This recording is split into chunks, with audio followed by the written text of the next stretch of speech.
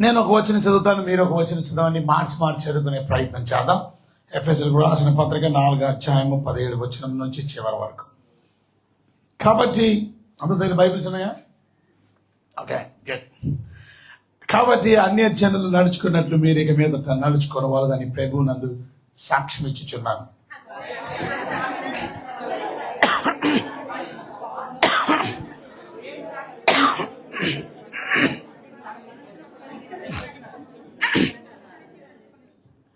వారు సిగ్గులేని వారై ఉండి నానా విధములైన అపవిత్రతను అత్యాశతో జరిగించు తమను తామే కాముకత్వమునకు అప్పగించుకున్నది.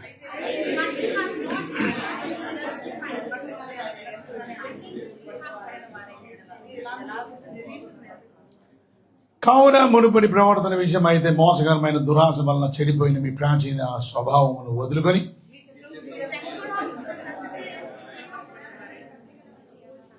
బైబిల్ చదవగలిగిన వాళ్ళు అందరూ చదవడానికి ప్రయత్నించారు. కొంతమంది చదువుతున్నారు, మిగతా అందరూ బైబిల్ వైపు చదువుతున్నారు. And that's not good.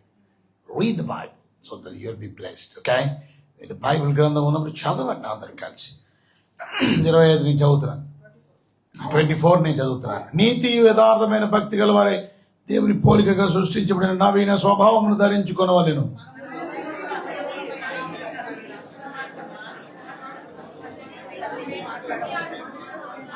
కోపపడుడి దాని పాపం చేయకుడి. సూర్యుడు అస్తమించే వరకు మీ కోపము నిలిచి ఉండకూడదు.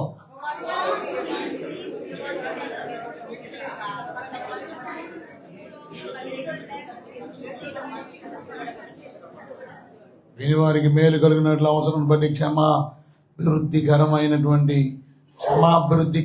అనుకూల వచనమే పలుకుడి గాని దుర్భాష ఏదైనను మీ నోట రానీయకుడి.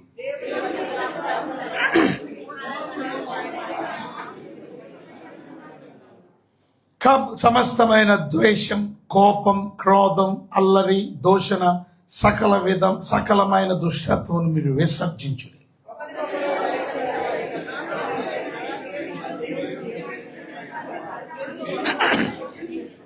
దయచేసి కూర్చోండి. చాలా సంతోషం. మరి ఈరోజు ఉదయకాలం ఫస్ట్ సెషన్లో దేవుని మాటలు వినడానికి మీరు అందరూ సమయానికి వచ్చారు చాలామంది. Thank you very much. So me obedience బట్టి దేవుడు తప్పక మిమ్మల్ని దీవిస్తాడు. తప్పక రక్షించబడిన మనం కేవలం ఆదివారం చర్చికి రావడం మాత్రమే కాదు, దేవుని సేవలో పరిచర్యలో సహకరించే వారిగా మనం ఉండాలి. So thank you. నిన్నటి దినం మీరు చూసిన వీడియో ఏవి మీరు చూశారు. సో చిన్నపిల్లలు ఉదయం నుంచి సాయంత్రం 7 అయింది, 7 o'clock వరకు వి రియలీ ఎంజాయ్డ్ బ్యూటిఫుల్. వాళ్ళకి మంచి స్టోరీస్, వాళ్ళకి మంచి కంఠత వాక్యాలు, వాళ్ళకి మంచి పాటలు, వాళ్ళకి మంచి చాలా అద్భుతమైన skits. So we really enjoyed it. And thank you for the people who joined with us.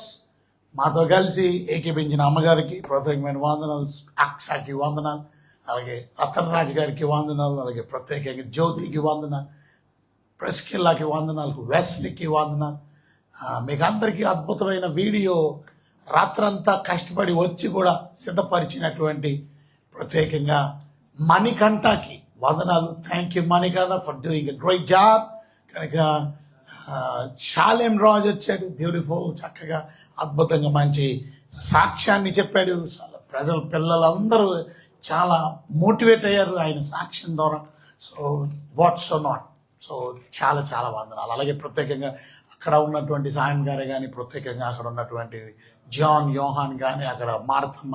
So thank you for everyone who really participated and really we really enjoyed. కనుక మీరు కష్టపడినందుకు దేవుడు తప్పక ప్రతిఫలం ఇస్తాడు. దేవుడు రక్షించింది మనల్ని ఆయన పనిలో తోడ్పడడానికి. కనుక నిన్న holiday, so we made that holiday useful. సెలవు దినాన్ని ఉపయోగించడానికి ప్రయత్నం చేశాం. రక్షించబడిన మనం ఆ విధంగా దేవుని పరిచర్యలో వాడబడ్డం దేవుడు మన కోరిక. బైబిల్ ఒక మాట చెప్తుంది ఏంటంటే, చూడండి ఒకసారి 1 కొరింథీయులకు రాసిన పత్రిక 15వ అధ్యాయము 58వ వచనం మర్చిపోకండి. ఎప్పుడు 1 కొరింథీయులు 15:58లో మనం చూసినట్లయితే అక్కడ రాస్తుంది, కాగా నా ప్రియ సహోదరులరా, నా ప్రియ సహోదరిలారా, అంటే ఒకటే సహోదరులు అంటేనే అందరూ వచ్చేస్తారు. నీ ప్రయాసము ప్రభువునందు వ్యర్థం కాదు. నేను అడుగుతాను మిమ్మల్ని, ప్రభులో మీరు ఎంత ప్రయాసపడుతున్నారు? ఏమైనా ప్రయాసం ఉందా? అసలు ఏమీ లేదా? So I'm asking you, how much hard work you are doing? మీరు ప్రభువులో ఏ విధంగా ప్రయాసపడతారు? ఇంతకుముందు దేవుడి దగ్గర రాకముందు చాలా ప్రయాసపడ్డారు పాపములు. అందుకని ప్రయాసపడుతున్న భారం మోసుకుంచిన సమస్త జనులను రండి అని ప్రభు మనల్ని పిలిచింది. కనుక ఒకప్పుడు ప్రయాసలో ఉండేవాళ్ళం, పాపంలో ఉండేవాళ్ళం. కానీ బయటకు వచ్చి ప్రభు దగ్గరికి వచ్చిన మనం ప్రభు కొరకు ఏం ప్రయాసపడతాం? ప్రభు కొరకు కష్టపడ. నిజంగా చెప్పాలంటే మాకు చాలాసార్లు కరెంట్ లేదు అక్కడ.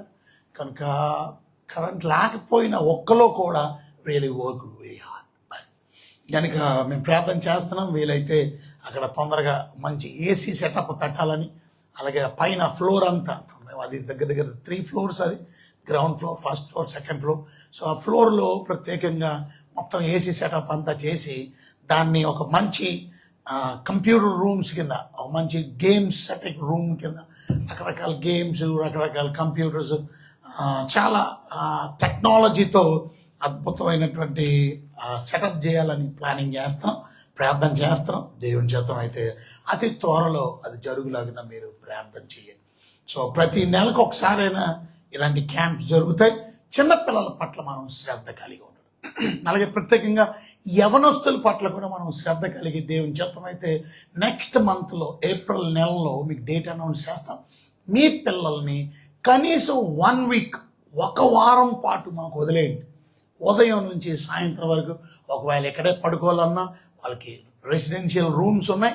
కనుక రెసిడెన్షియల్ రూమ్స్లో మనకున్న అపార్ట్మెంట్ దగ్గర వాళ్ళకి పడుకోవడానికి వసతులు, వాళ్ళు కొంత గ్యాదరింగ్తో కొన్ని మాటలు నేర్చుకోవడానికి, గర్ల్స్కి బాయ్స్కి వేరే వేరే క్యాంపసెస్తో అద్భుతమైన ఫెసిలిటీని ప్రొవైడ్ చేస్తున్నాం.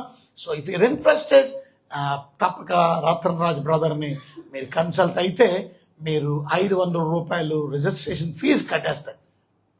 సో తప్పక 2 weeks అనుకున్నాం, కానీ కొంతమంది 2 weeksకి అవైలబుల్ లేకపోతే నెక్స్ట్ మళ్ళీ అలాగే ఏప్రిల్లోనే ఇంకోసారి పెడతాం, మళ్ళీ మేలో పెడతాం. సో తప్పక ఇంకా వేరే వేరే ఊర్లో పెడతాం. కాకినాడ నుంచి కూడా అడిగారు మాకు కూడా పెడతారని. సో రకరకాలుగా అన్ని ఊర్లలో కూడా పెట్టడానికి ప్రయత్నం చేస్తాం. మాతో పాటు ఏకీభించే స్టాఫ్ కానీ, ప్రత్యేకంగా ఇన్స్ట్రక్టర్స్ కానీ, ప్రొఫెసర్స్ కానీ మీరు రెడీగా ఉండాలని మనం చేస్తాం. So we're going to talk about doctrines, ప్రత్యేకంగా బిబ్లికల్ డాక్ట్రిన్స్ గురించి మాట్లాడబోతాం. సో మినిమం నాలెడ్జ్ కోసం, సాల్వేషన్, డాక్ట్రిన్ ఆఫ్ సాల్వేషన్ చాలామందికి తెలియకపోవడం బాధాకరం. సో రక్షించబడకపోతే మన పరలోకమే లేదు. సో మరి మీ బిడ్డలు రక్షించబడ్డారా? ఇది వెరీ ఇంపార్టెంట్. కనుక మీ పిల్లల్ని, యవనస్తుల్ని ప్రత్యేకంగా పంపించే ప్రయత్నం చేయండి. బ్రదర్ గారిని కలుసుకొని 500 రూపీస్ రిజిస్ట్రేషన్ ఫీజు మీరు కడితే 1 weekకి 1500 రూపీస్ చేసాం. 2 weeksకి అయితే 3000 రూపీస్ అది. కనుక 1500 రూపీస్ మీరు పే చేస్తే మీకు తప్పక సర్టిఫికెట్ కూడా ఇవ్వబడుతుంది. ఈ విషయాలు గుర్తుపెట్టుకోండి. సో యవనస్తుల పట్ల కూడా మేము శ్రద్ధ కలిగి త్వరలో వచ్చే నెల నుంచి నెలకు ఒకసారైనా ప్రత్యేకంగా ఉంటే యవనస్తుల మీటింగ్, అలాగే స్త్రీలందరికీ స్త్రీల సదస్సు, లేక స్త్రీల సమాజం, అలాగే మెన్స్ అందరికీ మెన్స్ మీటింగ్, అలాగే ఫ్యామిలీ అందరికీ ఫ్యామిలీ మీటింగ్. ఇలా విడోస్ అందరికీ, విధవరాలకు పెన్షన్స్ ఇస్తున్నాం. కానీ విధవరాళ్ళు, ముసలోళ్ళందరినీ ఒక గ్యాదర్ చేసి వాళ్ళందరికీ వాక్యం ఒక రోజంతా చెప్పి చక్కగా భోజనం పెట్టి అప్పుడు వాళ్ళకి పెన్షన్స్ ఇచ్చి పంపించాలనే ఆలోచనలో ఈ రకమైనటువంటి పరిచర్య కొరకు ప్రార్థించాలి. HIV పేషెంట్స్ కోసం వాళ్ళని కూడా ఒక రోజంతా వారితో గడిపి కనీసం ఒక పూట అయినా వారికి భోజనం పెట్టి వాళ్ళకి గ్రోసరీస్ ఇచ్చి పంపించాలి. సో ఈ ప్రాజెక్ట్స్ అన్నిటి గురించి దయచేసి మీరు ప్రార్థనలో జ్ఞాపకం చేసుకోండి. ఎఫెసీయులకు రాసినటువంటి పత్రికలో మనం చదువుకున్నాం 4వ అధ్యాయం 17వ వచనం నుంచి. కాబట్టి అన్యజనులు నడుచుకున్నట్లు మీరు ఇక మీదట నడుచుకొనవలదని ప్రభునందు సాక్ష్యం ఇచ్చుచున్నాను. సో దేవుని బిడ్డలమైన మనం ఎలా నడుచుకోవాలి? Very important. ఏంటంటే దేవుని బిడ్డలు అన్యజనులు వలె, లేక అన్యజనులు అంటే దేవుణ్ణి నమ్మలేని ప్రజల్లాగా నేను నడవకూడదు. ఇక మీదట మీరు అలా నడవకూడదు. ఎందుకని ఇక మీదట మీరు నడవకూడదు? ఇక్కడ నేను వచ్చిన వాళ్ళందరూ రక్షించబడిన వాళ్ళు అనుకుంటున్నారు. ఒకవేళ మీరు రక్షించబడకపోతే first and foremost you have to get saved. రక్షించబడిన వారు ఇక మీదట మీరు అన్యజనుల వలె నడుచుకోకూడదు. అన్యజనుల వలె మీరు ఇక మీదట నడుచుకోకూడదు. ఎంతవరకు నడిచేదా అలాగే. ఇవాళ దాని అర్థం ఏంటంటే, ఇక్కడికి వచ్చినటువంటి క్రిస్టియన్ బిలీవరు, విశ్వాసి, your walk of life should be different. మీ నడక డిఫరెంట్గా ఉంది. సో మొదటిది I want go back little bit back సైడ్కి వచ్చి అసలు రక్షించబడిన వ్యక్తి ఎలా ఉంటాడో ముందు చెప్తున్నాను కదా.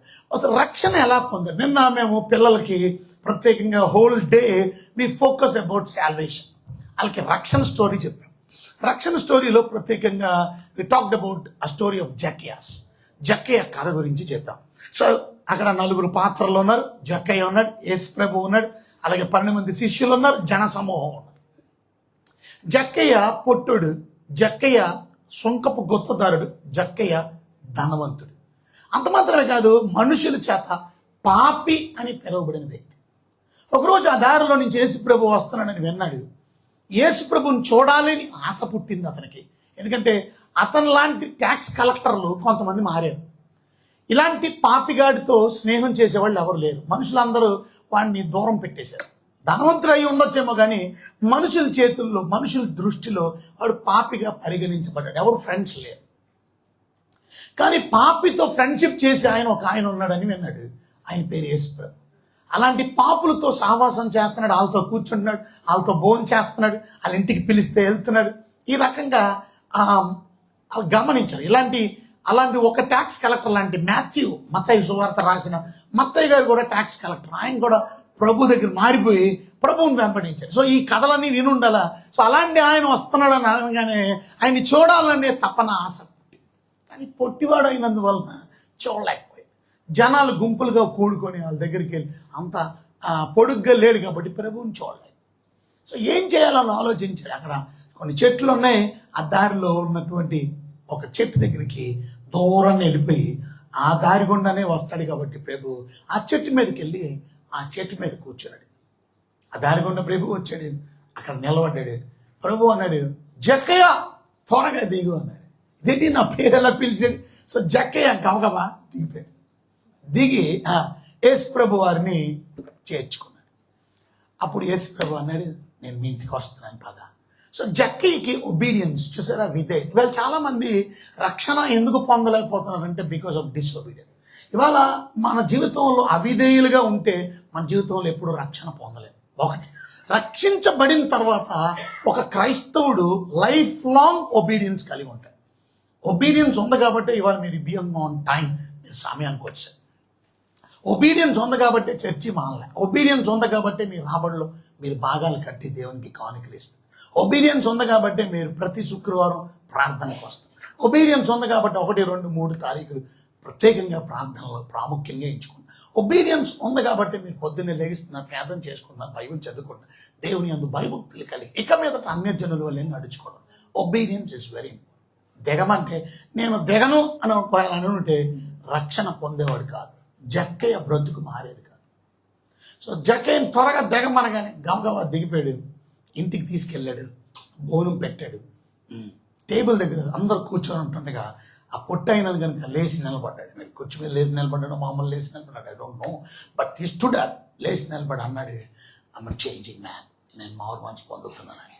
ఏవో నేను అన్యాయంగా తీసుకున్నాను, చాలామంది దగ్గర అన్యాయంగా తీసుకున్న వాళ్ళందరికీ 4 రెట్లు ఇచ్చేస్తాను. నా ఆస్తి అమ్మేసి సగం పేదలకు ఇచ్చేస్తాను.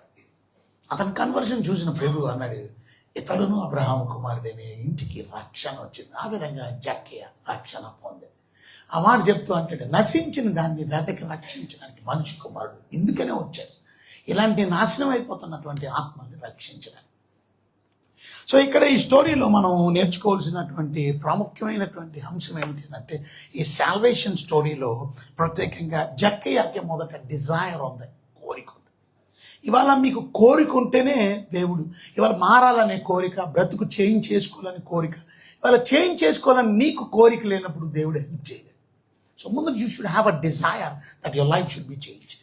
అదే మాట ఇర్మియా గ్రంథం మనం 29వ అధ్యాయము 13వ వచనంలో మనం చదువుకుంటే, నన్ను వెతికితే మీరు నన్ను కనుగొంటారు. ఇవాళ జక్కయ్య వెతికే 29 ఇర్మియా 13వ వచనంలో, మీరు నన్ను వెతికిన ఎడల, అది ఇవి కూడా సెర్చ్ మీ, పూర్ణ మనసుతో నన్ను గురించి విచారణ చేసిన ఎడల మీరు నన్ను కనుగొందురు. దట్స్ వాట్ జక్కయ్య కనుగొన్నాడు. జక్కయ్య కనుగొనడానికి కారణం ఏంటంటే, because he was searching for Jesus. ఇవాళ ఆ మంచి మనసు నీలో ఉంటే, ఇవాళ ఒక వ్యక్తి రక్షించబడాలి అని అంటే ముందు నీలో డిజైర్ ఉండాలి. ఇవాళ నీలో డిజైర్ లేనిదే, కోరిక లేనిదే యూ కెనాట్ బి సేవ్. నీలో ఆశ ఉండాలి. అయితే నీలో ఆశ ఉన్నంత మాత్రం నువ్వు రక్షించబడలేవు. రక్షణ అనేది ఇనిషియేట్ చేసేది యేసు ప్రభువే. ఇనిషియేటివ్ అంటే అర్థం, ప్రారంభం చేసేది నీలో ఆయనే. ఆయన నీ దగ్గరికి వచ్చాడు, అది ఇంపార్టెంట్. జక్కయ్య దగ్గరికి వచ్చి జక్కయ్యని పిలిచింది యేసు ప్రభు. జక్కయ్య యేసు ప్రభుని పిలవాల, యేసు ప్రభువే జక్కయ్యని పిలిచాడు. జక్కయ్య యేసు ప్రభు దగ్గరికి రాలా, యేసు ప్రభువే జక్కయ్య దగ్గరికి వచ్చాడు. And that's called grace of God, దేవుని కృప. ఇవాళ దేవుని కృప నిన్ను వెతుక్కుంటూ వచ్చింది, నీ దగ్గరికి వాక్యం తీసుకొచ్చింది. దేవుని కృప. నేను ఎక్కడోడిని చెప్పండి, విశాఖపట్నం వాడిని. విశాఖపట్నం వాడిని నేను విజయవాడ ఎందుకు దేవుడు తీసుకొచ్చాడు? మీ ప్రాంతానికి దేవుడు ఎందుకు తీసుకొచ్చాడు?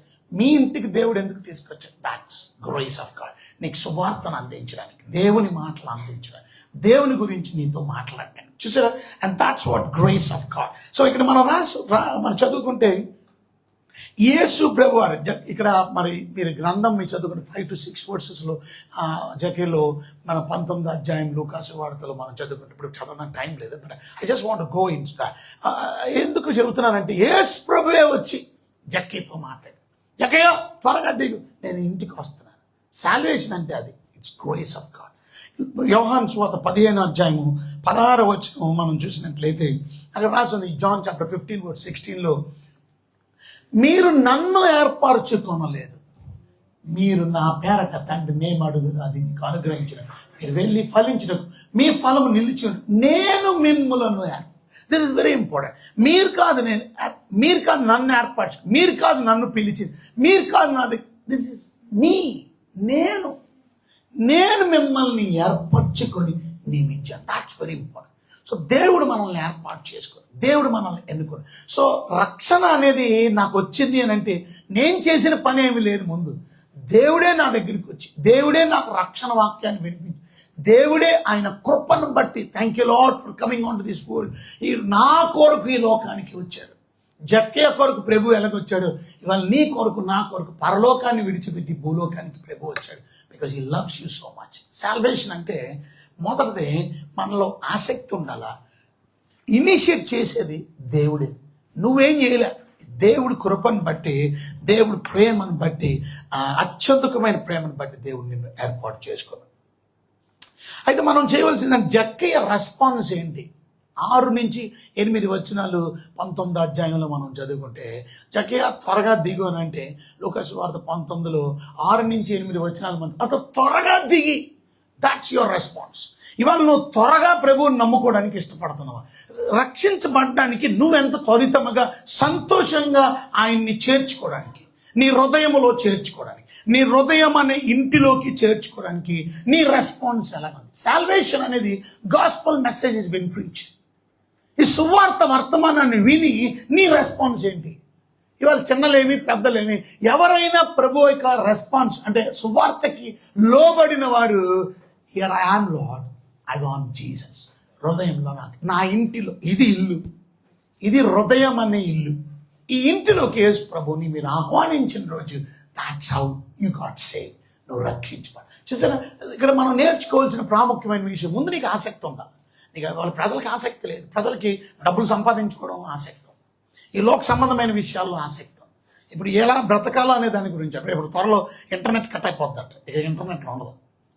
ఎందుకంటే యుద్ధం వల్ల కొన్ని కేబుల్స్ కింద నుంచి నడుచుకుంటూ వస్తున్నాయి. ఆ కేబుల్స్ని అటాక్ చేయడానికి ఇరాన్ ప్రయత్నం చేస్తుంది. ఆల్రెడీ ఎల్పిజి గ్యాస్ లేదు మనకి, ఇప్పటికే కొరత స్టార్ట్ అయిపోయింది, ఇంకా భయంకరమైన కొరత రాబోతుంది.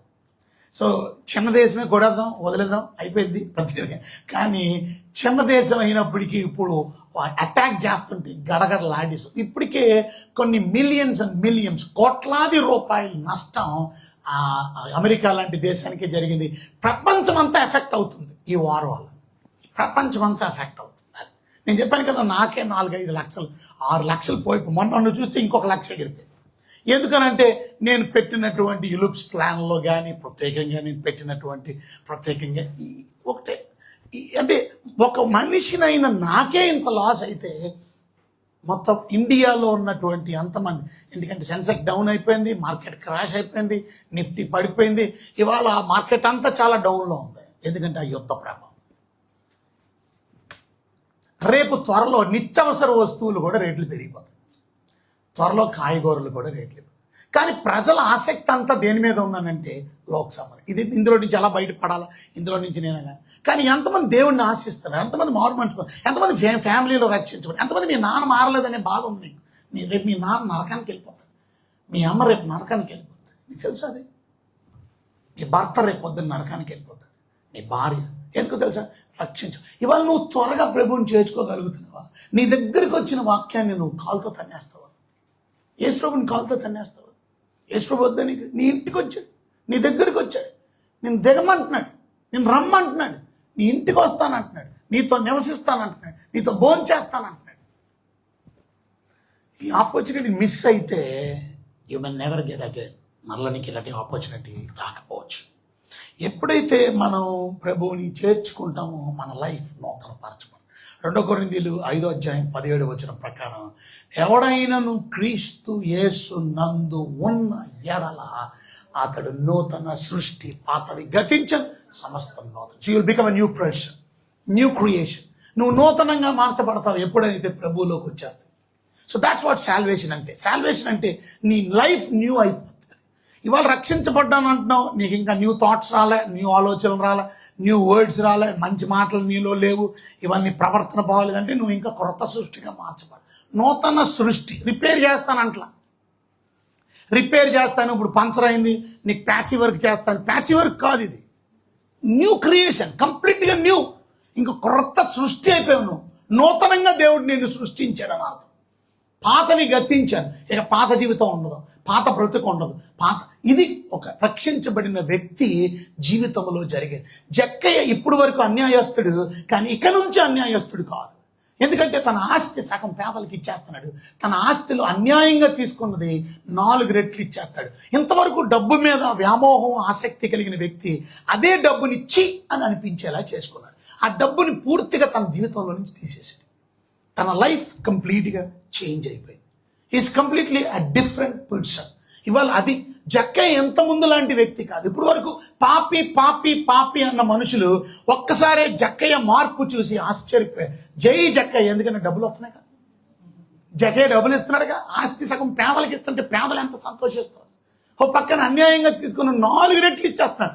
1000 రూపాయలు తీసుకుంటే 1000 రూపాయలు పట్ల 4000 ఇస్తున్నాడంటే ఎంత ఆనందం పడిపోతున్నారు అని. ఇంత డబ్బులు వచ్చేసి. కానీ జక్కయ్య ఎంత మంచోడు, ఊరంతా చెప్పుకుంటున్నారు, ఎరుకో పట్టణం అంతా చెప్పుకుంటున్నారు, జక్కయ్య మారిపోయాడు, జక్కయ్య మారిపోయాడు. జక్కయ్య ఇంతమంది లాంటి వ్యక్తి కాదు. జక్కయ్య ఇవాళ నీ మార్పు గురించి నువ్వు డబ్బా కొట్టుకోకర్లా, నీ మార్పు గురించి జనాలు చెప్పాలి, నీ ఇంటి పక్క వాళ్ళు చెప్పాలి, నీ ఇంట్లో వాళ్ళు చెప్పాలి. నీ యువర్ గాడ్ రియలీ చేంజ్. అది నూతన సృష్టి. ఎందుకంటే నూతనమైన వ్యక్తిత్వం నీలో చూస్తాను. నీలో కుళ్ళి పోలే, ద్వేషం పోలే, అసూయ పోలే, పాపం పోలే, బూతు మాటలు పోలే, కోపం పోలే. What change is there in your life? No change. That means you got no save. నువ్వు రక్షణ పొందలే. అది రక్షించబడిన వ్యక్తి డిఫరెంట్, కొత్తగా బ్రతుకుతాడు. ఇప్పుడు దేవుడు డిక్లేర్ చేస్తాడు, నువ్వు డిక్లేర్ చేయక్కర్లా, గాడ్ డిక్లేర్ చేసి. ఇందాక చదువుకున్న 19వ అధ్యాయం లూకాసు వార్తలో 9-10 మనం చదువుకుంటే అక్కడ యేసు ప్రభు అన్నాడు, ఇతడును అబ్రహాము కుమారుడే, నేడు ఇంటికి రక్షణ వచ్చింది. అందుకే యేసు అన్నాడు, అబ్రహాము కుమారుడే ఇతడును. This man is the son of Abraham. అంటే అర్థం ఏంటి? ఇతడు కూడా పరలోకం. ఇవాళ పరలోకాన్ని చూపించినప్పుడు పరలోకం గురించి యేసు ప్రభు ఏం చెప్పాడో తెలుసా? లాజరు అబ్రహాము రొమ్మును ఆనుకోవడానికి వెళ్ళిపోయాడు. అంటే ఇతడు అబ్రహాము కుమారుడే, హీఈస్ గోయింగ్ టు హెవెన్, పరలోకానికి వెళ్తున్నాడు. అంటే నరకం తప్పించబడింది. అతను పాపం నుంచి తప్పించబడినప్పుడు నరకం. ఎందుకనగా నేడు ఇంటికి రక్షణ వచ్చింది. అది ఒక వ్యక్తి రక్షించబడడం. This is the process of salvation. ఇంకా సింపుల్, ఇంకెంతకంటే సింపుల్ చేసి ఏం మాట్లాడతాను? This is simple. This is simple gospel that how you got saved. రక్షించబడిన వ్యక్తి, దిస్ ఈస్ హౌ. రక్షణ పొందావు, నేను ఇంటికి రక్షణ వచ్చి. ఏం చేసావు? నీకు ఆశ అంతే, దేవుడి కాల్ని నువ్వు రిజెక్ట్ చేయకూడదు. దేవుడు ప్రేమించి నీకు వాక్యం చెప్పాడు, నీకు నీ దగ్గరికి వచ్చాడు, నీ ఇంటికి వచ్చాడు, నిన్ను వాక్యం ద్వారా పిలుస్తున్నాడు. ప్రయాసపరి భారం మోసుకుంటున్న సమస్త జనం నా యొద్దకు రండి రండి రండి. ఎవరు జక్కయ్యని రా దిగు అని పిలిచినట్టు నిన్ను పిలిచి నీ రెస్పాన్సిబిలిటీ. నువ్వు విధేయతతో లోబడ్డావా? ప్రభువుని అంగీకరించావా? నీ జీవితంలో ప్రభువుని స్వీకరించావా? నీ లైఫ్ డ్రాస్టిక్గా చేంజ్ అయిపోతుంది. You become a new creation. నువ్వు క్రొత్త సృష్టిగా మార్చుకో. జక్కయ్య అద్భుతంగా మార్చు. ఒక్కసారి యేసు ప్రభు మన హృదయంలోకి వస్తే లైఫ్ చేంజ్ అయిపోద్ది. అది రక్షించబడిన మరుక్షణం నుంచి నీ లైఫ్ మెల్లిగా చేంజ్ అయిపోతూ ఉంటుంది. అది ఇంకా అమ్మీ లేదు, ఇంకా పేదలకు ఇచ్చి లేదు, ఇంకా అన్యాయంగా తీసుకున్న వాళ్ళకి 4 రెట్లు ఇచ్చేలేదు, కానీ తీర్మానం చేసుకున్నాడు. అది కానీ నెక్స్ట్ స్టెప్లో అవి జరుగుతూ ఉంటాయి. అది ఒకసారి అమ్మేలేడు, నేను మెల్లిగా అమ్మేసాడు, మెల్లిగా అప్పులన్నీ అదేమంటారు దాన్ని పేదలకు ఇచ్చాడు, ప్రారంభించాడు, మెల్లిగా అన్నీ. కానీ చేంజ్ ఆ రోజు నుంచి స్టార్ట్ అయింది. కనుక డిక్లరేషన్ చేసేది ఎవరు డిక్లేర్ చేస్తారు అని అంటే దేవుడు డిక్లేర్ చేస్తాడు. ఏమని డిక్లేర్ చేస్తాడంటే నేను ఇంటికి ఏమొచ్చింది? రక్షణ వచ్చింది. సింపుల్. అది గాస్పెల్. దేవుడు డిక్లేర్ చేశాడు. యేసు చెబుతున్నాడు నేను ఇంటికి రక్షణ వచ్చింది. నేను ఎందుకు వచ్చానంటే నెక్స్ట్ వచ్చిన 10వ వచనంలో అంటాడు నశించిన దాన్ని వెతకి రక్షణ. ఎవరా నశించిపోతున్న వ్యక్తి? ఎవరు? జక్కయ్య. అంటే ఒకవేళ నేనే కానీ రాకపోతే జక్కయ్య నాశనానికి వెళ్ళిపోతాడు. నాశనం అంటే ఎలా ఉంటుందో తెలుసా? అది భయంకరమైన అగ్నిగుండం, అది భయంకరమైన బాధాకరమైన స్థలం, అది యాతనకరమైన స్థలం, అగ్ని జ్వాలలు అగ్నితో ఉండే స్థలం, పళ్ళు కొరికే స్థలం, భయంకరమైన ఏడుపు ఉండే స్థలం. అక్కడ జాలి కృప చూపించే వాళ్ళు ఎవరు? దాహం దాహం దాహం అని ఏడ్చేస్తాను. కానీ కనీసం చొక్క నేను డెమాన్స్ట్రేట్ చేసి చూపించాను. ఆ పిల్లవాడిని అక్కడ నిలబెట్టి నా ఏలుని ముంచి నీటిలో ఆడికి చొక్క వేయడానికి ప్రయత్నం. ఇదేమో పడదో అది ఏలు కొనను ముంచి నాలుకని చల్ల ఆ డ్రాప్లెట్ పడ్డానికి గంట పడుతుంది. ఆ డ్రాప్ పడ్డానికి, ఎందుకంటే ఏలు కొనను అంటుకున్న ఆ నీళ్లు పడ్డం, ఏలు కొనను ముంచి నా నాలికని చల్లార్చి నాకు గ్లాస్ నీళ్ళు ఇవ్వు రాదని తెలుసు, కనీసం చొక్క కావాలి, చొక్క. అండ్ దాట్స్ కాల్డ్ నాశనం. ఆ నాశనం తప్పించడానికి యేసు ప్రభు వచ్చాడు. ఇది అర్థమైందా మీకు? This is called salvation. Simple. Salvation అంటే ఇక్కడ జక్కయ్య కథలో మనం అర్థం చేసుకోవాల్సిన ప్రాముఖ్యమైన విషయం, జక్కయ్య ఆశ కలిగి ఉన్నాడు, అందుకే చెట్టు ఎక్కాడు. కానీ జక్కయ్య మారలేడు అన్లెస్ జీసస్ రాకపోతే. అందుకే యేసు ప్రభు వెతుక్కుంటూ వచ్చాడు. నాశనం అయిపోతున్న జక్కయ్యని రక్షించడానికి వచ్చాడు. ఇవాళ నాశనం అయిపోతున్న నిన్ను నన్ను రక్షించడానికి వెతుక్కుంటూ నీ దగ్గరికి వచ్చాడు. వెతుక్కుంటూ సువార్త నీ దగ్గరికి వచ్చింది. జక్కయ్య త్వరగా దేవుని వాక్యం నిన్ను పిలుస్తుంటే నువ్వు ఇంకా హృదయం గట్టి చేసుకుంటావా? ఇంకా పాపంలోనే ఉంటావా? ఇంకా చెడుగులోనే ఉంటావా? ఇంకా అపవిత్రతలో ఉంటావా? ఆలోచించు ఒకసారి. How your living. జక్కయ్యకి డబ్బంటే ఆశ, కానీ ప్రభు రమ్మనగానే విధేయతతో గవగవా చెట్టు దిగాడు. నీ రెస్పాన్స్ అలా.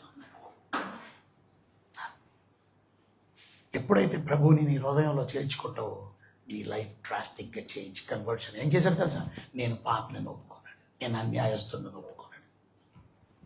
ఇవాళ నువ్వు ఒప్పుకుంటావు, నీ తప్పుని ఒప్పుకుంటావు, నీ పాపాన్ని ఒప్పుకుంటావు. దాన్ని మారు మనసు అంటాడు. ఒక వ్యక్తి ప్రభు దగ్గరికి రావడంతో అతను తన తప్పులు ఒప్పుకోవడం ప్రారంభిస్తాడు. ప్రభు మీద నమ్మకాన్ని పెట్టాడు, రక్షించబడ్డాడు. ఇవాళ దేవుని బిడ్డలమైనటువంటి మనం అందుకే నువ్వు రక్షించబడ్డాడు. నీకు వచ్చింది నీకు నిత్య జీవాన్ని ఇవ్వడానికి. యోహాను సువార్త 10వ అధ్యాయం 10వ వచనం ప్రకారం మనం చూస్తే జాన్ చాప్టర్ 10:10లో మనం గమనించినట్లయితే అక్కడ రాసింది దొంగతనం చేయడానికి, హత్యను నాశనం చేయడానికి వచ్చాను, కానీ మరి దేనికి? గొర్రెలకు జీవము కలుగుటకి, అది సమృద్ధిగా కలుగుటకు నేను వచ్చింది ఎందుకనంటే మీకు సమృద్ధి జీవాన్ని ఇవ్వడానికి, ఆ న్యూ లైఫ్ని ఇవ్వడానికి. దేవుని బిడ్డలైనటువంటి మీరు అటు లైఫ్ కలిగినటువంటి వారు ఇక ఎన్నడూ మిమ్మల్ని ఎవ్వడూ ఏమీ పీకలేదు. అది ఒకసారి రక్షించబడితే ఇక రక్షించబడినటువంటి వ్యక్తిని ఎవడేం చేయాలి? బైబిల్ చదువుతుంది. అదే 10వ అధ్యాయం జాన్ చాప్టర్లో 28-29 వచనాలు మనం చూస్తే, 29-28లో మనం చూస్తే నేను వాటికి నిత్య జీవమును ఇచ్చుచున్నాను కనుక అవి ఎన్నటికీ నశించవు. అది ఎవడునూ వాటిని నా చేతుల నుండి అపహరించడు. ఒకసారి నువ్వు రక్షించబడి నువ్వు నమ్మకంగా జీవిస్తే నిన్ను ఎవడు స్నాక్ చేయలేడు నా చేతుల్లో నుంచి. అది గుర్తుపెట్టుకో. సో ఇప్పుడు మనం పాసేజ్లోకి వచ్చేద్దాం. ఎఫెసీయులకు రాసినటువంటి పత్రిక 4వ అధ్యాయములు మనం చూస్తే 18వ వచనం 17వ వచనం. కాబట్టి అన్యజనులు నడుచుకున్నట్లు మీరు ఇక మీదట నడుచుకోనవలదు. ఇప్పుడు రక్షించబడినటువంటి మనం అన్యజనుల వల్లే నడవకూడదు, ఇంతకు ముందులా నడవకూడదు. ఇప్పుడు ఎందుకంటే నువ్వు రక్షించబడ్డావు. This is what salvation. రక్షణ పొందిన నీవు అన్యజనుల వల్లే బ్రతకకూడదు. ఎందుకని? దేవుడు నిన్ను పిలిచాడు, ఆ పిలుపునకు తగినట్లుగా. అదే అధ్యాయం 3వ వచనం చదవండి ఒకసారి. అదే అధ్యాయం 3వ వచనంలో మనం చదివితే మీరు పిలవబడిన పిలుపునకు తగినట్లుగా. దేవుడు మన పిలిచాడు. That's called church. చర్చ్ అంటే దేవుడు నిన్ను పిలవబడిన వారు అని అర్థం. దేవుడు నిన్ను పాపము నుండి లోకము నుండి దేవుడు పిలిచాడు. జక్కేని పిలిచినట్టు నిన్ను నన్ను పిలిచాడు. ఆ పిలుపుకి మనం రెస్పాండ్ అయ్యి ప్రభు దగ్గరికి వచ్చాం. ఆ పిలుపునకు తగినట్లుగా ఎలా బతకాలి? ఇప్పుడు నేను చెప్తున్నట్టు బ్రతకాలి. ఇప్పుడు రండి 17వ వచనం. కాబట్టి అన్యజనుల వలె నడవకూడదు. దేవుడి చేత పిలువబడినటువంటి మీరు కాబట్టి ఇక నుంచి అన్యజనులు నడిచినట్టు మీరు ఇక నడుచుకోకూడదు. వాళ్ళు ఎలా నడుస్తున్నారో చూద్దాం. నెక్స్ట్ వచనం 18వ వచనం. వారు ఎలా నడుస్తున్నారు? వారైతే అంధకారమైన మనస్సు గలవారే తమ హృదయము కాఠిన్యం వలన, చూసారా, తమ హృదయము కఠినం చేసుకొని తమలోనున్న అజ్ఞానము చేత దేవుని వలన కలుగు జీవము నుండి వేరుపరచబడిన వారే తమ మనస్సునకు కలిగిన వ్యర్థతను అనుసరించి నడుచుకుంటున్నారు. వాళ్ళ మైండ్స్ బాగలా, వాళ్ళ మైండ్స్ వ్యర్థతను అనుసరిస్తారు. అక్కడ రాసున్న మనం చూస్తే వారు అంధకారమైన మైండ్ సెట్ కలిగిన చీకటి మైండ్ సెట్. మీలో వెలుగు వచ్చింది కనుక మీరు చీకటి మైండ్ సెట్ కాదు. ఇవాళ మీరు ఇంకా చీకటిగా ఆలోచిస్తున్నారా? తమ హృదయమునకు కఠినమైన మనస్సు కలిగిన, తమ హృదయమునకు కలిగిన కాఠిన్యం వలన, చూసే హృదయ కాఠిన్యం వలన తమలోనున్న అజ్ఞానం చేత, జ్ఞానం లేని వాళ్ళు, అజ్ఞానం కఠినమైన వాళ్ళు, అది మనసు అంధకారమైన మనసు. మనం అలా బ్రతకూడదు. మీరు వాళ్ళు జీవము నుండి వేరుపరచబడిన వారే. వారు ఇందాక చెప్పాను కదా, మీరు నిత్య జీవం ఇచ్చారు, వీళ్ళకి నిత్య జీవం ఇవ్వాలి. సో ఈ నిత్య జీవం నుంచి వేరైనటువంటి వారు కనుక వాళ్ళలాగా మీరు బ్రతకూడదు. దేవుని బిడ్డలమైన మనం you have to live a different life. కొలసీలకు రాసిన పత్రిక 3వ అధ్యాయం 7వ వచనం మనం చదువుకుంటే అక్కడ రాసున్న మాట మనం గమనిస్తే, పూర్వము వారి మధ్య జీవించినప్పుడు మీరు ఇప్పుడు వారిని అనుసరించి నడుచుకుంటుంది. పూర్వంలా మీరు నడవకూడదు. కొంచెం ముందుకెళ్తే 6వ వచనం 5వ వచనం నుంచి మనం చదివితే, కావున భూమి మీద ఉన్న మీ అవయములు అనగా జారత్వం, అపవిత్రత, కాముతరత, దురాశ, విగ్రహారాధన, ధనాపేక్ష చంపేసేయాలి. మీరు ఇవన్నీ ఉండకూడదు మీలో. పూర్వం ఉన్నట్టు ఇదంతా అన్యులు జీవించే విధానం. మీ lifestyle should be different person. రోమిలికి రాసిన పత్రిక 1వ అధ్యాయం 21వ వచనం ప్రకారం మనం చూస్తే, రోమన్స్ చాప్టర్ 1:21 మనం చూస్తే, మరి వారు దేవుణ్ణి ఎరిగి చూస్తారు. దేవుడు తెలుసు వాళ్ళకి, నిజదేవుడు. కానీ సృష్టికర్త దేవుడు తెలుసు, సృష్టి అంతా తెలుసు. సృష్టికర్త ఎవరో ఉన్నారు కదా, లేకపోతే సృష్టి ఎలాగ వస్తుంది. కానీ వాళ్ళు దేవుణ్ణి మహిమపరచలేదు, కృతజ్ఞతాస్తుతులు చెల్లించలేదు. వారు తమ వాదములు ఎందుకు వారు అన్యజనుల్లో మీరు బ్రతకండి. దేవుడిని ఎరిగి కూడా సృష్టి కనపడుతుంది. అందుకనే ఎవరు సువార్త చెప్పకపోతే ఎలాగండి? ఎవరు సువార్త చెప్పకపోయినా దేవుడు రేపు పొద్దున లెక్క అడుగుతాడు. ఎందుకంటే సృష్టి చెప్తుంది సువార్త. నన్ను ఎవరో తయారు చేశారు. ఎవరు తయారు చేశారు చెప్పు? మరి ఓ సైకిల్ ఉందంటే తయారు చేయకుండా ఎలాగొచ్చింది? ఓ బాక్స్ ఉందంటే తయారు, ఓ మైక్ ఉందంటే తయారు, ఓ కారు ఉందంటే తయారు చేయకుండా ఎలాగొస్తుంది? మరి ఎవరు తయారు చేశారు ఈ ఆకాశాన్ని? ఎవరు తయారు చేశారు ఈ భూమిని? ఎవరు తయారు చేశారు ఈ చెట్లని? ఎవరు తయారు చేశారు ఈ కొండల్ని? నువ్వు గ్రహించలేదు కనుక నీ తప్పేది. నువ్వు దేవుణ్ణి మహిమపరచలేదు. ఇంకా ఎలాగుంటారో మనం గమనిస్తే అన్యజనులు. ఎఫెసీయులకు రాసిన పత్రికలో మనం 19వ వచనం మనం చూస్తే, వారు సిగ్గులేని వారు, వారు నానా విధములైన అపవిత్రతను అత్యాశతో జరిగించేవారు, తమను తామే కాముకత్వమునకు అప్పగించుకున్నారు. చూసారా, ఇవాళ కామ వికారమైనటువంటి కోరికలతో రగిలిపోతున్నారా? మీలో అపవిత్రమైన జీవితాన్ని మీలో ఉందా? ఇవాళ నువ్వు ఇంకా మారలేదని అర్థం. రక్షించబడిన వ్యక్తి మరలా పాపంలో పడిపోవడం. ఒక సహోదరి చెప్తుంది ఏమని, నేను మొన్న ఒక దగ్గరికి వెళ్ళానండి, అక్కడ ఒక అబ్బాయిని కలుసుకున్నాను, ఆ అబ్బాయితో నేను పాపం చేశాను. అయ్యో, ఎంత సిగ్గు లేకుండా ఏదో పెద్ద గొప్ప కార్యం చేసినట్టు. దేవుని బిడ్డవేనా నువ్వు? రక్షించబడిన దానివేనా?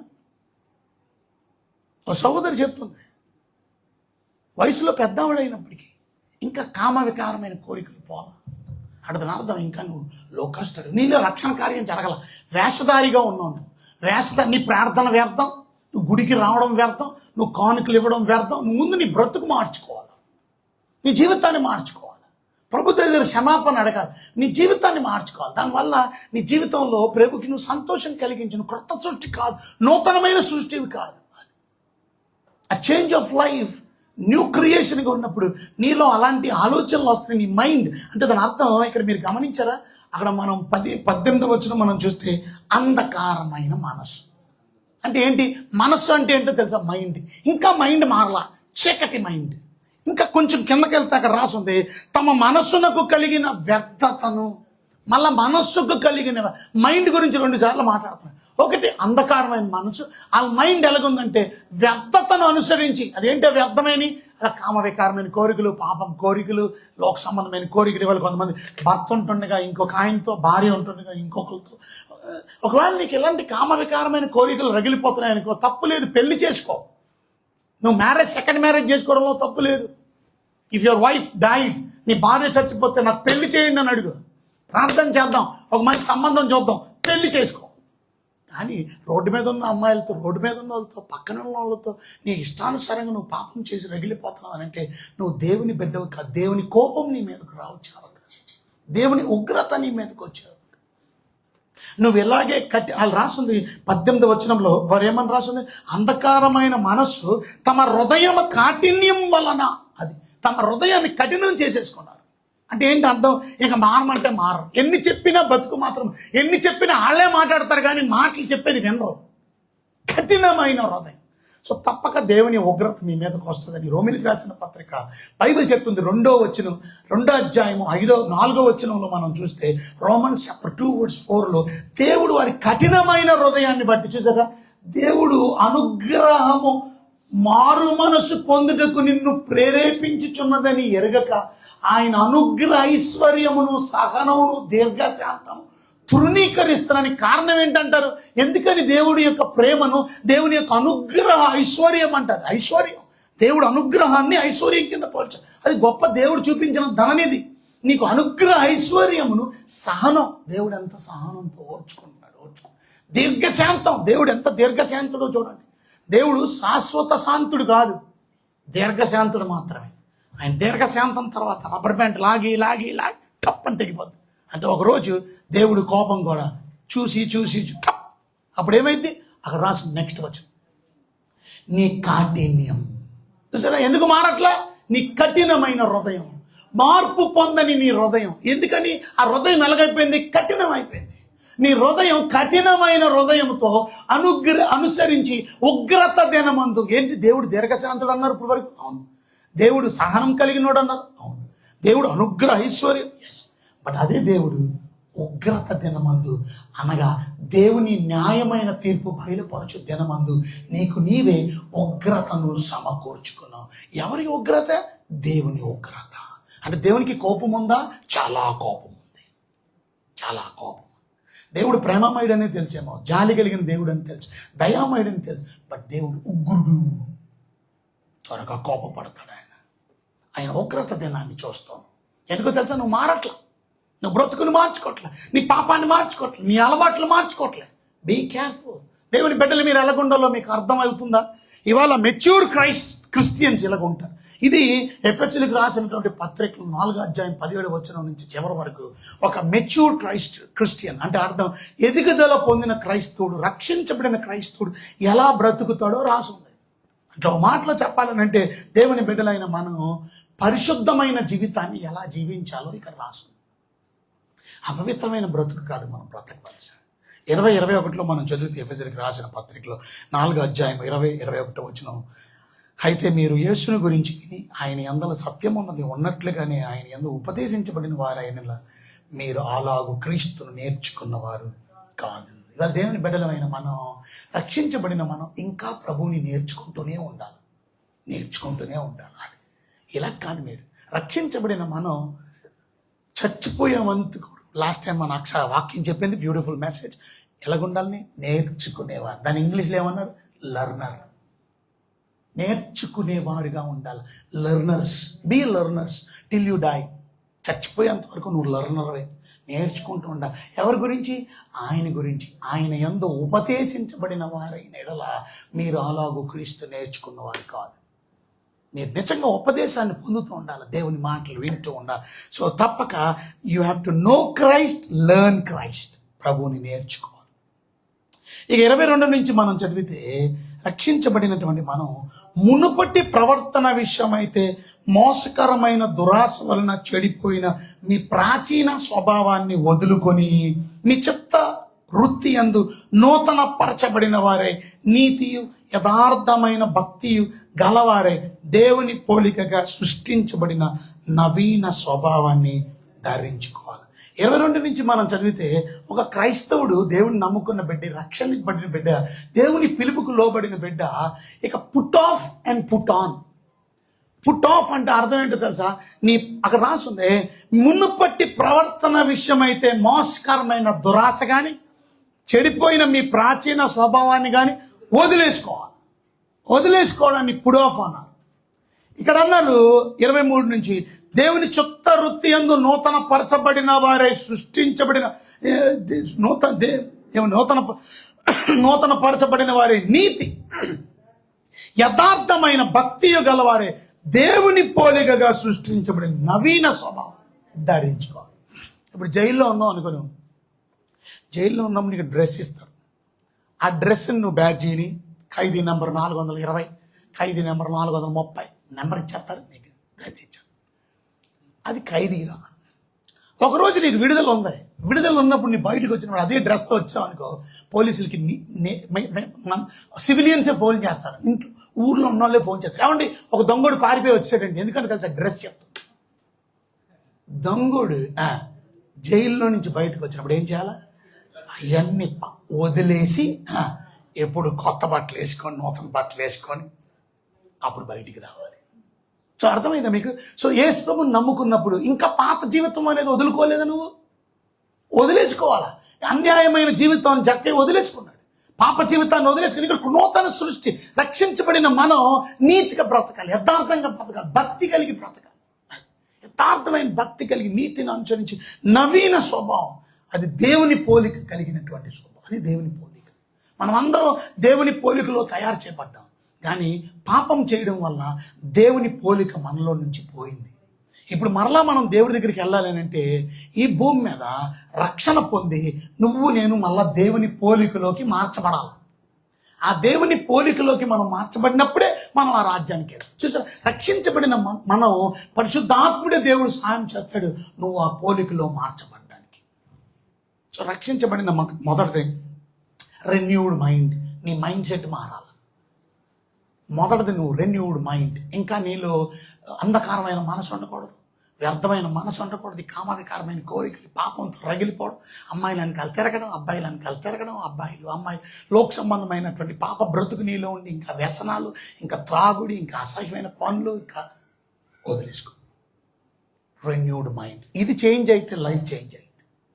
ఇది దేవుడు చేయించాలి. ఇది మనసు మార్చుకోవడం, మారు మనసు. రక్షించబడిన దేవుని పిలువబడిన వారు ఇక్కడి నుంచి అలా బ్రతకరు, ఇలా బ్రతుకుతారు. Renewed mind. సెకండ్ది ది లెర్న్. నేర్చుకో. అందుకే you have to come for the meetings. కొంతమంది 1, 2, 3 మీటింగ్ రారంటే నువ్వేం నేర్చుకుంటావు? ఏం నేర్చుకో. శుక్రవారం మొన్న వచ్చిన వాళ్ళు చక్కని ప్రార్థన గురించి నేర్చుకున్నారు. రానోడు ఏం నేర్చుకుంటాడు? ప్రార్థన అంటే ఏంటో తెలియదు, అసలు ఎందుకు చేయాలో తెలియదు. And thank you for coming. And సంఘం అంతా వాళ్ళకి వస్తుందా? సాకులు చెప్పకండి. మీరు ఇంకా మారలేదు కాబట్టి నేర్చుకోవట్లేదు. మీరు నేర్చుకుంటే దేవుడు సంతోషిస్తాడు, దేవుడు మీకు అన్నీ ఇస్తాడు. నేర్చుకునే వారికి అందుకు గుడికి రావాలి, అందుకు ప్రార్థన గుడికి రావాలి. అందుకే ఇక్కడికే రారు. ఇంకా బయట మీటింగ్ పెడితే ఏమొస్తారు? రేపొద్దున సభలు పెడితే ఏమొస్తారు? ఆ వెల్టూరులో రేపొద్దున 3 రోజులు సభలు పెట్టాలనుకో వస్తారా మీరు? అది ఆసక్తి. వాక్యం కొరకు నేర్చుకోవాలనే ఆసక్తి. మూడోది put off and put on. అంటే వదిలేసి తొడుక్కోవాలి. వదిలేయవలసిందేంటి? నీ పాత జీవితం. తొడుక్కోవాల్సిందేంటి? నీతి, యథార్థమైన భక్తి. ఇక నువ్వు తొడుక్కోవాలి దేవుని పోలికది సృష్టించబడిన నవీన స్వభావాన్ని తొడుక్కో. ఇప్పుడు ఎలా బ్రతకాలి? 25వ వచనం. మనం ఒకరికొకరు అవయవమై ఉన్నాము కనుక అబద్ధమాడుట మాని. అది దేవుని బిడ్డలు అబద్ధాలు ఆడకూడదు. మరేం చెప్పాలా? సత్యమే మాట్లాడాలి. సత్యమే మాట్లాడాలి. జకరియా గ్రంథం 8వ అధ్యాయం 16వ వచనంలో ఏం చెప్తుందో తెలుసా? దేవుని బిడ్డలమైన మనం జకరియా గ్రంథం 8:16లో మనం చూస్తే, మీరు చేయవలసిన కార్యం లేవనగా ప్రతివాడు తన పొరుగువానితో సత్యమే మాట్లాడాలి. సత్యమును బట్టి, సమాధానకరమైన న్యాయమును బట్టి మీ గుమ్మములు తీర్పు తీర్చు. సత్యమే మాట్లాడాలి. You have to talk truth. కొలసీలకు రాసినటువంటి పత్రికలు కూడా మనం చూస్తే 3వ అధ్యాయం 9వ వచనం మనం చదువుకున్నట్టే, కొలసీలకు రాసిన పత్రిక 3:9లో మనం గమనించినట్లయితే, ఒకరితో ఒకడు అబద్ధమాడకుడి. ఇన్ని హెచ్చరికలు మీకున్న, ఎందుకు అబద్ధాలు ఆడుతున్నారు? చిన్నదానికి అబద్ధం. గుడికి రాలేదు ఎందుకనంటే దానికి ఒక అబద్ధం. ఎందుకు మోసకరమైన మాటలు మాట్లాడతారు? As a Christian never speak a లై, స్పీక్ ద ట్రూత్. ఎందుకంటే సత్యం మనలో ఉంది. అబద్ధాలకి జనుకుడు సైతాన్, అబద్ధాలు మాట్లాడేవాడు సైతాన్. దేవుని బిడ్డలు మన సైతాన్ పిల్లలం కాదు, సత్యం మాట్లాడాలి. ఎందుకు సత్యం మాట్లాడాలి? ఎందుకంటే ఎలా అనగా మన ప్రాచీన స్వభావం దాని క్రియలతో కూడా ఇడిచిపెట్టేసింది కనుక యు లెట్ దట్. దేవుని బిడ్డలమైన మనం సత్యం మాట్లాడాలి. 4 విషయాలు అప్పుడే విన్నాం.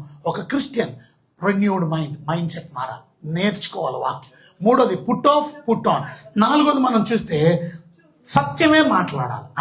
ఇక మనం అంటే దాని అర్థం ఇప్పుడు నేను చెప్పే ఏమిటంటే, ఒక క్రిస్టియన్ దేవుని బిడ్డ పాపాన్ని అసహించుకొని పరిశుద్ధతలో నడవడానికి ఈ మాటలు చెప్తున్నాడు. పరిశుద్ధతలో అంటే ఇది పాపమా? ఎస్, పాపం. బైబిల్ చెప్తుంది. నరకానికి వెళ్ళే లిస్టు ప్రకటన గ్రంథం 21వ అధ్యాయం 8వ వచనంలో, అందులో ఎవరున్నారో తెలుసా? ప్రకటన గ్రంథం 21:8లో అక్కడ పిరికివారు, అవిశ్వాసులు, అసహ్యులు, నరహంతకులు, మాంత్రికులు, వ్యభిచారులు, అబద్ధికులందరూ ఉంటా. చివరిలో అబద్ధికులందరూ అగ్ని గంధకములతో మండు గుండంలో పాదు. మీరు అబద్ధం అంటూ ఏదో అనుకుంటారు, మరి అబద్ధం మిమ్మల్ని నరకానికి తీసుకెళ్తారు.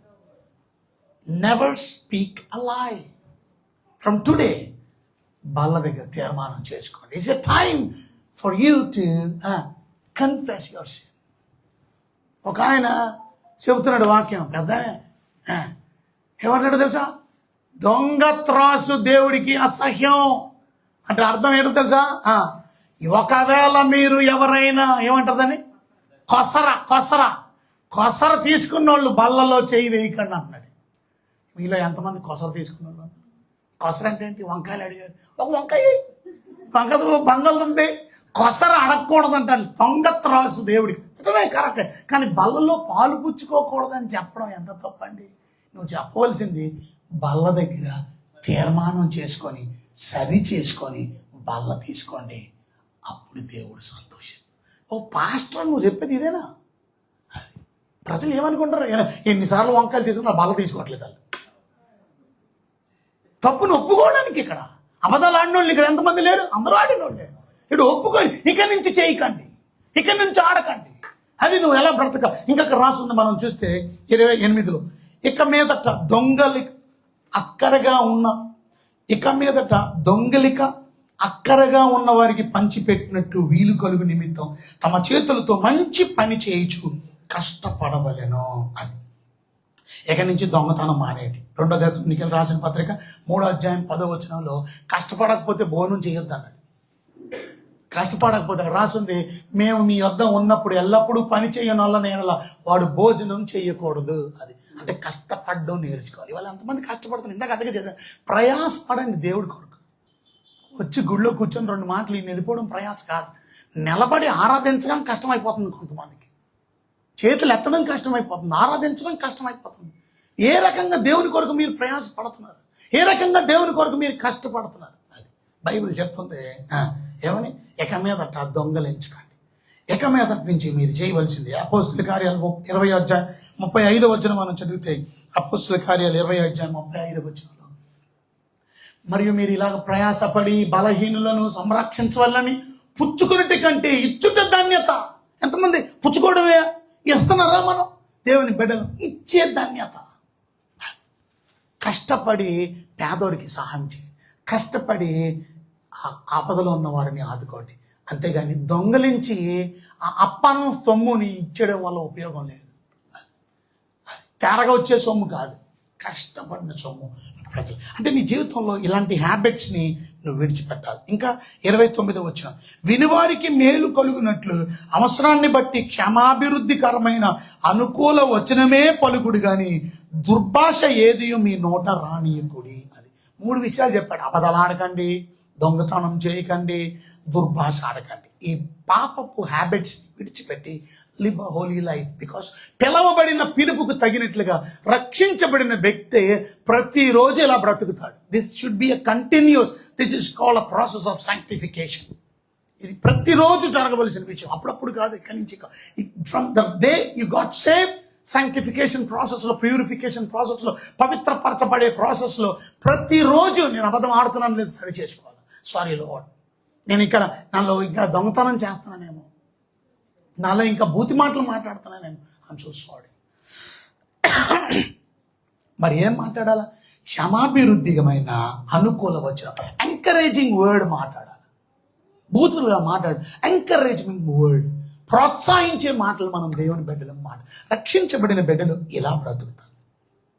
30 నుంచి చదివితే, దేవుడు పరిశుద్ధాత్మను దుఃఖపరచుకుడి, విమోచన దినం వరకు ఆయన యందు మీరు ముద్రించబడి ఉన్నారు. ఎంతమంది పరిశుద్ధాత్మను ఏడిపిస్తున్నారు అంటే అర్థం ఏంటో తెలుసా?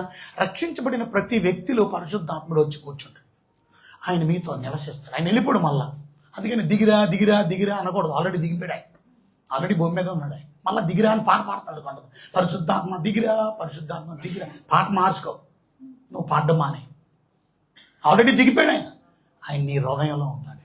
ఎవరైతే ప్రభువుని విశ్వసిస్తారో, యేసు మీ ఇంట్లో ఉన్నాడు, యేసు మీ ఇంట్లో నివసిస్తున్నాడు, పరిశుద్ధాత్ముడు మీ ఇంట్లో నివసిస్తున్నాడు. కనుక ఆయన్ని దుఃఖపెట్టకండి, యేసయ్యని ఏడిపించకండి, పరిశుద్ధాత్మని ఏడిపించకండి. ఎలా ఏడిపిస్తా బైబిల్ చెప్తుంది. ఈవెన్ పాత నిబంధనలో కూడా మనం చూసినట్లయితే, దేవుని వాక్యంలో యెషయా గ్రంథం 63వ అధ్యాయం 10వ వచనం మనం చూసినట్లయితే అక్కడ రాస్తుంది, పరిశుద్ధాత్మని మీరు ఏడిపిస్తున్నారు. వాళ్ళ మీద చూసారా, ఆయనను వారు తిరుగుబాటు చేసి ఆయన పరిశుద్ధాత్మను దుఃఖింపజేయగా, అది ఏడిపించినప్పుడు దేవుడు ఏం చేశాడు తెలుసా?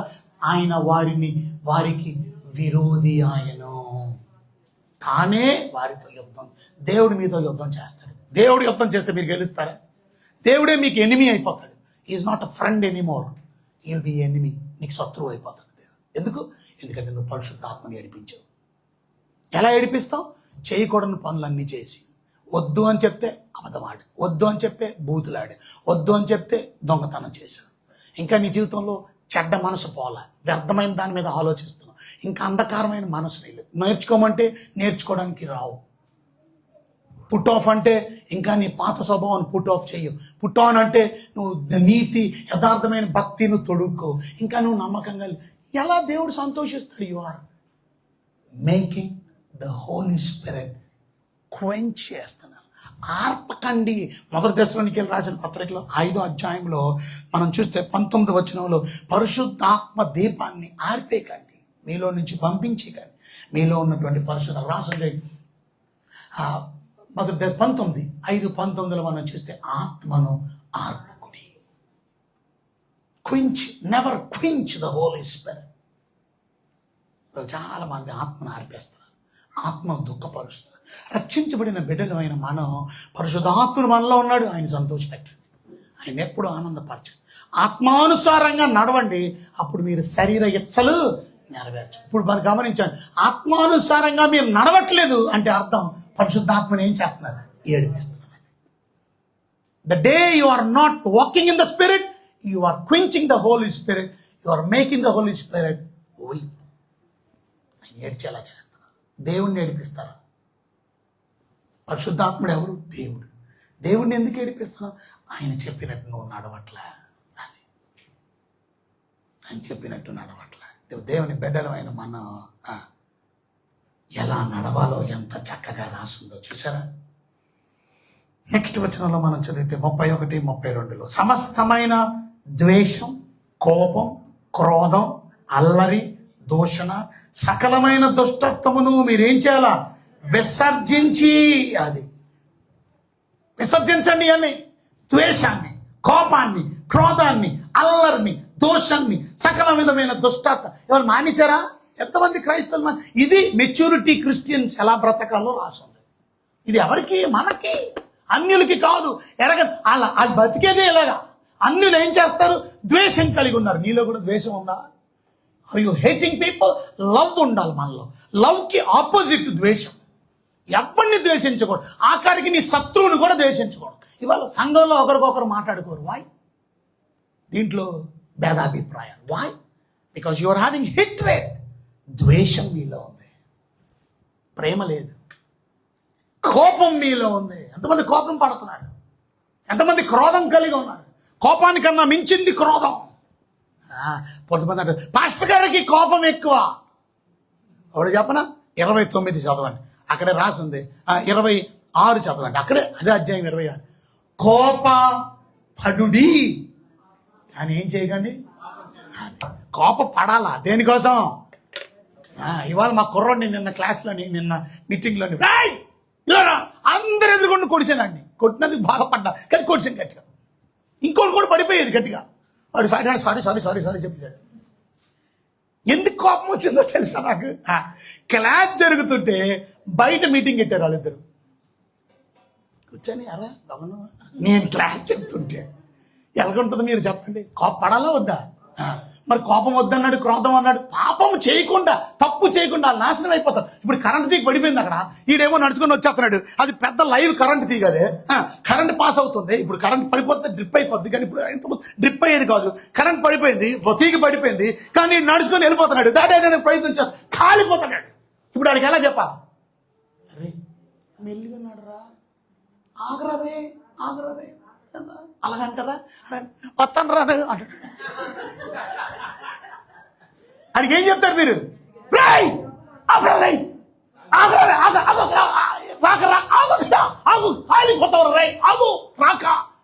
లవ్ తో చెప్తున్నావు, బికాస్ యూ హావ్ లవ్. ఆడు చావడం నీకు ఇష్టం లేదు, కాలిపోతాడు. అడిగి నువ్వు చెప్పేది ఆగరే, బస్సు వచ్చేస్తుంది, ట్రైన్ వచ్చేస్తుంది, లేకపోతే అది నడుచుకొని వస్తా, మీరు అక్కడ ఆగండి. తెలుసులే నాకు అన్న. That's not the way you speak. కోపపడుడి. అది కొట్టడం వాళ్ళకి ఆశీర్వాదం, అని గసరడం వాళ్ళకి ఆశీర్వాదం. వాళ్ళేం కోపం పెట్టుకోలేదు. మళ్ళీ వెంటనే దగ్గర తీసుకున్నాను. మళ్ళీ వచ్చిన తర్వాత భోజనం చేశాడా లేదా అని అడిగాను. That's the love. వాళ్ళని అడిగాను, వేరుతో ఉండి ఏం కనబట్టలేదు, భోజనం చేశాడా? That's the love. మళ్ళీ దగ్గర తీసుకుని నాకాడికి గేమ్లో ఆడే గెలిచాడు, 50 రూపాయలు కొట్టేశాడు. అనే పాయింట్ ఏంటంటే ఇక్కడ లవ్ అనేది వెరీ ఇంపార్టెంట్. కానీ ఆ లవ్తోనే గట్టిగా కోపపడుడి కానీ ఏం చేయకండి. కానీ దేవుని బిడ్డలు క్రోధం, కోపం కలిగి ఉండడం. కోపం అంటే దేనికోసం? ఇవాళ నీ చూసారు అంటే భక్తి కోసం కాదు. నీ ఇంటికి రమ్మంటే రాలేదనో, లేకపోతే ఇంకొకటి చేయలేదనో వాళ్ళు కోపంతో ఏం చేస్తారు తెలుసా? కయ్యూను కోపం కలిగి ఏం చేశాడు? పగను పెంచుకున్నాడు, ద్వేషాన్ని పెంచుకున్నాడు. తద్వారా ఏం చేశాడు తెలుసా? తన సొంత తమ్ముడిని ఏం చేశాడు? చంపేశాడు. అది కోపం. అలాంటి కోపం, అలాంటి క్రోధం దేవుని బిడ్డలైన మనకి ఉండకూడదు. 32వ వచనం, ఒకని ఎడల ఒకడు దయ కలిగి కరుణాహృదయులై క్రీస్తునందు దేవుడు మిమ్మల్ని క్షమించిన ప్రకారం మీరును ఒకరినొకరు ఏం చేయండి. అది క్రిస్టియన్ బిడ్డలు, రక్షించబడిన బిడ్డలు, మెచ్యూరిటీ కలిగిన బిడ్డలు, ఫర్గివ్నెస్ ఇస్ వెరీ ఇంపార్టెంట్. మనలో ఏముండాలి తెలుసా? దయ కలిగి ఉండాలి. మనలో ఏముండాలి తెలుసా? కరుణ కలిగి ఉండాలి. రక్షించబడిన వారిలో దయ ఉందా? రక్షించబడిన వారిలో కరుణ ఉందా? మన దేవుడి పేరేంటో తెలుసా? దయ కలిగిన దేవుడు కనుక దయామయుడు. ఆయన కరుణ కలిగిన దేవుడు కనుక కరుణామయుడు. పేర్లు తెలడం కాదు. నిన్నెవరైనా కరుణామయుడు అన్నారా? నిన్నెవరైనా దయామయుడు అన్నారా? యేసు ప్రభుని కాదు, నిన్ను కూడా అన్నారా? ఎందుకంటే మనం బైబిల్ చెప్తుంది, మీరు ఒకని ఎడల ఒకడు దయ చూపిస్తే దయామయుడు అంటారు. ఒకని ఎడల ఒకడు కరుణ చూపిస్తే కరుణామయుడు. ఆ కరుణ కలిగిన వారు, దయ కలిగిన వారు బైబిల్ చెప్తుంది. క్రీస్తునందు దేవుడు మిమ్మల్ని క్షమించిన ప్రకారం ఇవాళ దేవుడు మనల్ని క్షమించాడు. మనం కూడా ఒకరినొకరు క్షమించాలి. ఇది క్రిస్టియన్ పీపుల్, రక్షించబడిన వ్యక్తులు బ్రతకవలసిన విధానం. ఒక్కసారి రక్షించబడిన తర్వాత దేవుడి పిలుపునకు తగినట్లుగా నువ్వు బ్రతుకుతున్నావా? ఆయన నిన్ను పిలిచిన పిలుపునకు తగినట్లుగా బ్రతకండి. రక్షించబడిన నీవు, దేవుడు నీకు కొత్త జీవితాన్ని ఇచ్చాడు. రక్షించబడిన నీవు మైండ్ సెట్ మార్చుకోవాలా, రెన్యూడ్ మైండ్, వాక్యాన్ని నేర్చుకోవాలా, పాపపు హ్యాబిట్స్ మానేయాలి. ఏంటా హ్యాబిట్స్? అబద్ధం ఆడడం, ఏంటా హ్యాబిట్స్, అప్పుడు అయిపోయింది. దొంగలించడం, ఇంకా ఏ హ్యాబిట్స్, బూతులు మాట్లాడడం. హోలీ లైఫ్ని జీవించాలి. ఇంకేం చేయాలా? అయిపోయింది. ఆత్మని చేయకండి, దుఃఖ పెట్టకండి. ఇంకేం చేయాలా? కష్టపడి పని చేయండి. ఇంకేం చేయాలా? అరే మీరు అప్పుడే ఎలాగ మర్చిపోతే ఎలాగండి? రాసి ఉంది, దుర్భాష మాట్లాడకండి. ఎడిఫైయింగ్ వర్డ్స్ అంటే అర్థం ఏంటి? ప్రోత్సహించే మాటలే మాట్లాడండి. ఇంకా మాటలు చెప్పండి. విడిచిపెట్టవలసిన ద్వేషం, కోపం, క్రోధం, అల్లరి, దూషణ. కొంతమంది అల్లరి చర్చిలో అల్లరి, బయట అల్లరి, వాళ్ళు మాట్లాడితేనే అల్లరి మాట్లాడుతుంది. నెవర్ చూసారు ఆ గిన్నె కొడితే ఎలాగా అలాగ సంఘంలో అల్లరి అయిపోతుంది. కానీ నేను ఇంతే మాట్లాడతాను. నో, అలా మాట్లాడుకోవాలి. ఇంతే మాట గిన్నెలకు సౌండ్ వస్తుంది. చిరాగ్గా ఉందో చూసారా? మంచిగా మృదువుగా మాట్లాడు, ప్రేమగా మాట్లాడు. ఒకరికొకరు దయ కలిగి ఉండండి, ఒకరికొకరు కరుణ కలిగి ఉండండి, ఒకరినొకరు క్షమించుకోండి. వెళ్ళిపోయేటప్పుడు క్షమించాలి. లేకపోతే ఒకవేళ మీరు ఎవరితోనన్నా ద్వేషం కలిగి ఉంటే ముందేం చేయండి తెలుసా? బల్ల దగ్గరికి రాకండి. వాళ్ళ దగ్గరికి వెళ్ళి, సిస్టర్ ఏంటి బల్ల, సారీ సిస్టర్, అయ్యి బాబు, అప్పుడు తీసుకో బల్ల. అది బైబిల్ చెప్తుంది. Say sorry, I'm so sorry. ముందు ఎవరు చెప్పాలో తెలుసా? తప్పు చేయలేనుడో చెప్పాలి, తప్పు చేసినోడు కాదు. దాట్స్ వాట్ బైబిల్ చెప్తుంది. యేసు ప్రభు తప్పు చేయలేదు, కానీ సారీ అని క్షమాపణ చెప్పింది ఎవరో తెలుసా? తండ్రి వీరేం చేయించున్నారో వీరు ఎరగరు కనుక వీరిని క్షమించు అనేది sorry. But Jesus has said sorry, not తప్పు చేసిన వాళ్ళు కాదు సారీ చెప్పింది. That's the pattern you have to follow. వేసి నిలబడదు. ప్రభు బాల దగ్గర తీర్మానం చేసి, ప్రభు మీకు వందనాలు, థ్యాంక్ యూ లార్డ్. మీ బాల దగ్గర ప్రార్థన పూర్వకంగా మా జీవితాలను చక్కపరుచుకొని మేము ఎలా బ్రతకాలో మాకు నేర్పించి, రక్షించబడిన బిడలమైన మేము అలా జీవించడానికి సహాయం చేయండి. యోగ్యమైన రీతిలో మీ బలలో మాకు పాలు పంపులు దయచేయండి. మా జీవితాన్ని చక్కపరచు.